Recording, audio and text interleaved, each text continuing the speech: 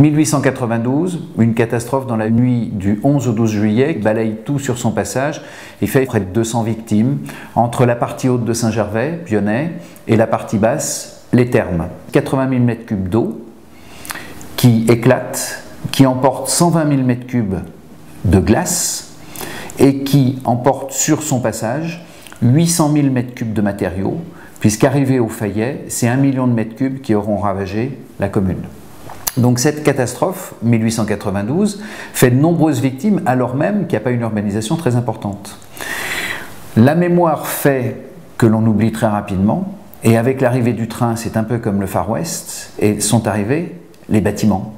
Et le Fayet, à l'endroit de la catastrophe, s'est bâti quelques dizaines d'années, même pas 10 ans, après la catastrophe. Donc on a bien oublié tout ça.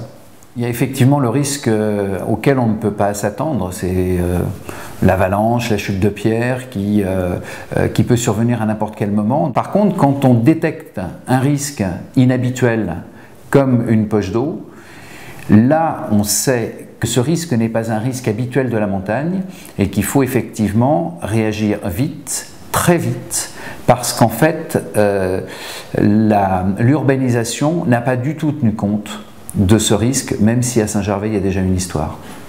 Alors le glacier de Tétrousse a une particularité, c'est que c'est un glacier qui n'a pas d'exutoire naturel.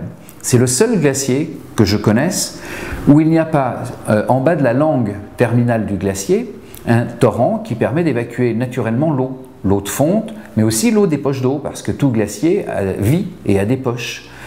Il y a une rétention dans une crevasse, et puis d'un seul coup ça lâche pour une raison X ou Y. Là, sous le glacier, ça s'appelle le désert de pierres rondes. Donc, pourquoi le désert? Parce que les gens n'ont jamais rien vu bâti à cet endroit-là. Il n'y a pas de fleurs, il n'y a rien. Dans ce désert, il y a plein de cailloux, plein de matériaux que la poche d'eau a emporté, et c'est ce qu'on appelle une lave torrentielle ou une lave glaciaire. Ensuite, c'est plus l'eau du tout qui est dangereuse, c'est les matériaux qu'elle transporte, alors avec des blocs énormes qu'on retrouve aujourd'hui dans le parc thermal.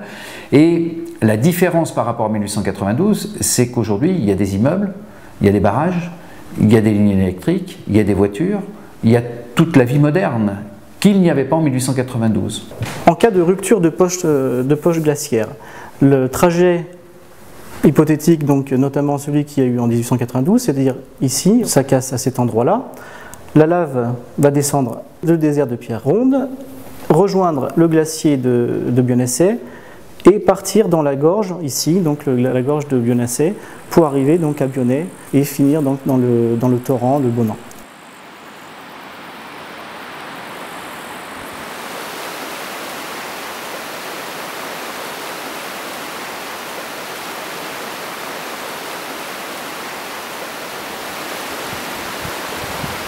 Après la catastrophe de 1892, l'ONF creuse une première galerie en 1899 pour essayer de surveiller le glacier et aller au fond du glacier.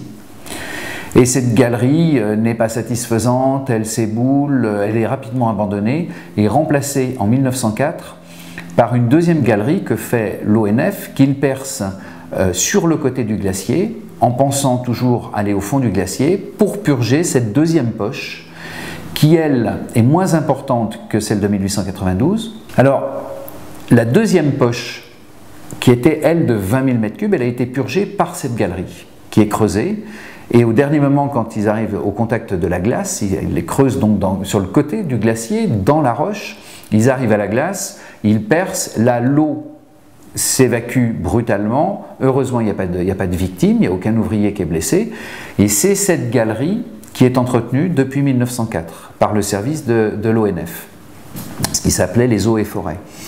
Et en 2007, dans les mesures d'austérité et les mesures d'économie, on essaye d'éliminer tout ce qui ne sert visiblement à rien. Et comme il n'y a pas eu d'autres poches d'eau de purgées ou de purgeables ou de visibles, l'ONF vient voir le maire de Saint-Gervais et dit « Monsieur le maire, l'État considère que cette surveillance par cette galerie est inutile. Le problème, c'est qu'ils se sont peut-être heurtés à un maire qui est un peu plus dur, un peu plus coriace que la plupart des maires, et j'ai simplement demandé qu'on m'écrive qu'il n'y avait plus de risque. » À ce moment-là, effectivement, la position du maire de Saint-Gervais est très mal perçue, puisque je suis celui qui remet en cause la position quand même d'un service de l'État, qui est un service quand même qui a des compétences, et c'est politiquement incorrect. Mais ça va quand même déclencher une réaction de l'État qui est la suivante: on va faire une étude du glacier. Et on va faire une étude du glacier en arrière-pensée pour prouver au maire Jean-Marc Peyex qu'il a tort. Alors c'est comme ça que le CNRS est chargé d'une mission dans le cadre d'un dossier de financement européen auquel la commune participe, le département participe. Et on confie donc au laboratoire de glaciologie de Grenoble ce dossier. On ne connaît des glaciers que la face visible. Ce qui s'y passe à l'intérieur, c'est pas comme un monde marin. On ne peut pas envoyer un sous-marin pour aller voir ce qui se passe. Donc on va aller de surprise en surprise. D'abord la première, les mesures radar qui sont faites montrent que le glacier ne fait pas comme on s'imaginait 30 mètres ou 40 mètres de profondeur, puisque la galerie de 1904 a été creusée à moins 30, moins 40 et tout le monde pensait qu'elle était au fond du glacier. Mais c'est un glacier profond, coincé entre deux pans de montagne, un glacier en V qui a une profondeur estimée de 77 mètres. Et un glacier qui n'est pas en recul malgré les changements climatiques, mais qui se comporte très très bien. Ça, c'est la première surprise. La deuxième, qui n'est pas une surprise, c'est que la galerie n'étant pas faite jusqu'au fond du glacier, puisqu'il manque une quarantaine de mètres, il est évident qu'elle ne sert plus à rien s'il y a une poche au fond du glacier. Donc là, le maire de Saint-Gervais a effectivement tort. Mais la troisième découverte, c'est que le CNRS voit au fond du glacier une zone d'anomalie. Et une zone d'anomalie qui peut être soit une zone d'éboulis, de cailloux, soit une zone d'eau liquide. Une masse d'eau liquide. Et cette masse, elle est identifiée comme faisant à peu près 65 000 m3, plus ou moins 10 à 15 000 m3, c'est-à-dire que si on est optimiste, on dit c'est 50 000, si on est réaliste ou pessimiste, on dit c'est à peu près le même volume que la catastrophe de 1892, c'est-à-dire en gros 80 000 m3.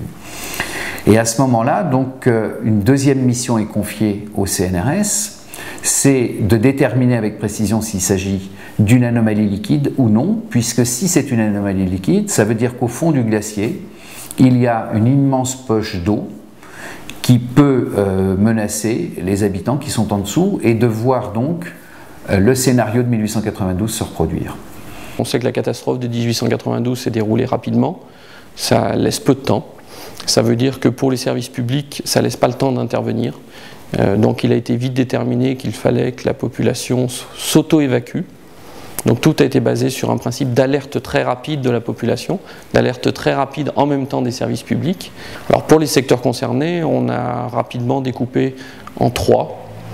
La partie amont donc du parcours de la lave torrentielle, qui est une partie où grosso modo la population a moins de 10 minutes. On a un refuge sur ce secteur, plus une ligne de chemin de fer qui s'appelle le tramway du Mont Blanc, qui est très fréquentée par les touristes. Donc il a été décidé de raccourcir le trajet de cette ligne et de l'arrêter avant la zone parcourue par la lave torrentielle. Et le refuge du Nid-d'Aigle, il y a une décision de fermeture en attendant de savoir comment se comportait ce glacier. Pour les parties plus aval, on a une zone qui s'appelle le hameau de Bionnet, qui est ici derrière moi, qui est sur la commune, donc en amont de Saint-Gervais, avec une forte densité résidentielle, notamment de maisons. Donc là, qui est une zone de dépôt de lave torrentielle, pour ensuite prendre les gorges du Bonnan, qui passent à côté du chef-lieu de Saint-Gervais, et se déverser dans la plaine du Fayet. Il a été décidé, donc, sur ce principe d'auto-évacuation, d'alerter les gens par un moyen de sirène, et de leur faire rejoindre des points de rassemblement, très proches les uns des autres, où les services de secours pourraient les récupérer rapidement. À ce jour, il a été fait des tests des sirènes, il a été engagé une importante démarche de communication auprès de la population, avec des réunions périodiques en mairie, des réunions de sensibilisation et beaucoup de réponses aux questions. Mais un exercice dans la réalité d'évacuation devrait se faire prochainement, parce que c'est pas simple à organiser. Il ne faut pas non plus que par un exercice, on génère d'autres risques et d'autres accidents de la vie courante. Cette eau, c'est 65 000 m3 ou 80 000 m3 qu'on est en train de pomper, qu'on va pomper, même si aujourd'hui on n'a pas encore découvert leur localisation exacte, eh bien cette eau va être rejetée dans le milieu naturel, c'est-à-dire sur les pentes à côté du glacier de Tête-Rousse, sur son grand frère qu'est le glacier de Bionasset, parce qu'à Saint-Gervais, il y a des grands glaciers, bien plus importants que le glacier de Tétrousse. Eh bien, l'eau est rejetée d'une façon raisonnée sur ce glacier et en évitant bien sûr de faire soi-même le ruisseau de mort, c'est-à-dire de rejeter trop vite de l'eau qui va emporter des rochers et puis créer le phénomène de la catastrophe. Alors l'autre précaution, c'est qu'on sait aujourd'hui qu'on a en gros une poche, un ballon, qui est un ballon rempli d'eau dans ce glacier.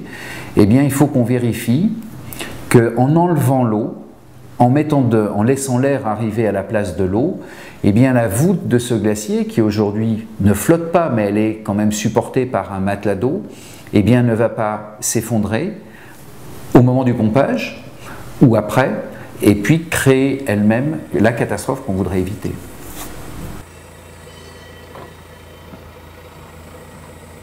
La particularité de ce dossier quand même, c'est que et l'État et la commune ont décidé de faire autrement.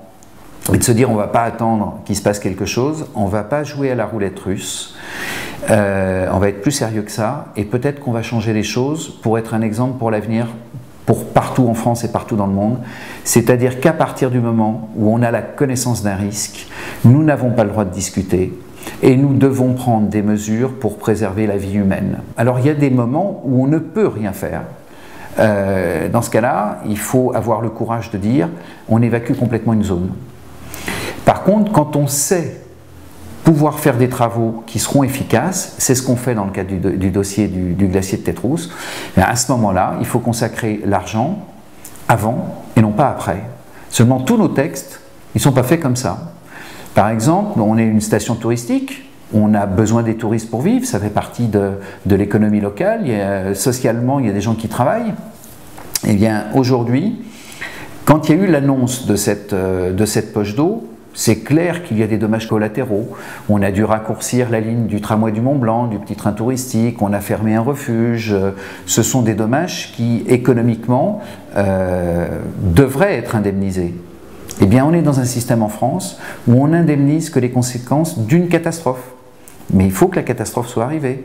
Si on évite la catastrophe, on n'a pas le droit d'être indemnisé. L'État a réussi à réunir 80% du financement d'une dépense qui est d'environ 500 000 € pour le plan de prévention, c'est-à-dire les sirènes, tout ce qu'on peut imaginer, hein, tout le système de détection, et 2 millions l'estimation des travaux de pompage. Toute l'intelligence de ce dossier, c'est de se dire, on connaît le risque, on a les moyens de le supprimer, donc on ne va pas supprimer la vie avant ou de la même manière qu'une catastrophe la supprimerait.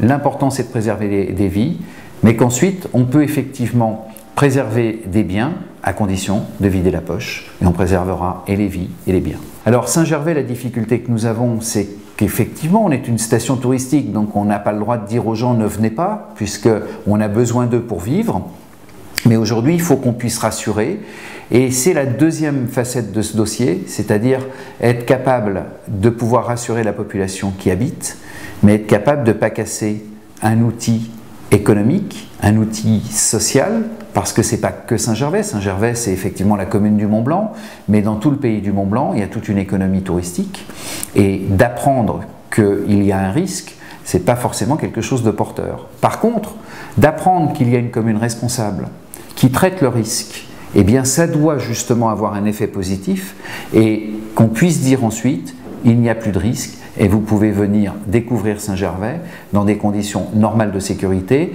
et de permettre justement que cette activité économique soit maintenue et soit même développée.